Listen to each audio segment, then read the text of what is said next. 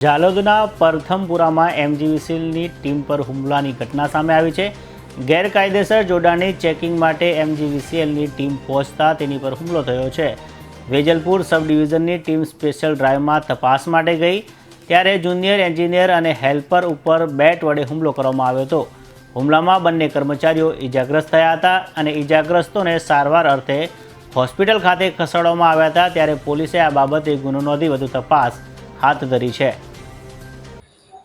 गई काले सांजे अमरा जूनियर एंजीनियर श्री शर्मा साहेब द्वारा मैंने मैसेज मळेल कि आवती काले લીંબડી खाते आईसी चेकिंग में जवानुं होय तो अमे एना संदर्भ में अहींया લીંબડી खाते आया અને ત્યાંથી અમે આઈસી ચેકિંગ માટે પ્રથમપુર ગામે અમે આઈસી ચેકિંગમાં ગયા અને ત્યાં અમે મીટર એક ઘરનું જોતા ત્યાં આગળ મીટર હતું નહીં તો અમે ત્યાં આગળ ચેકિંગ કરવા માટે ઉતર્યા અને વાયર કે આ બધું શું છે એ અમે ભાઈને પૂછ્યું તો એણે હુમલો કરવાનો સ્ટાર્ટ કર્યો અને અમારા સાહેબને પણ ઈજા પહોંચાડી અને નાસભાગની અંદર મારો પડી જતો મારો હાથ બી ફ્રેક્ચર થઈ ગયો।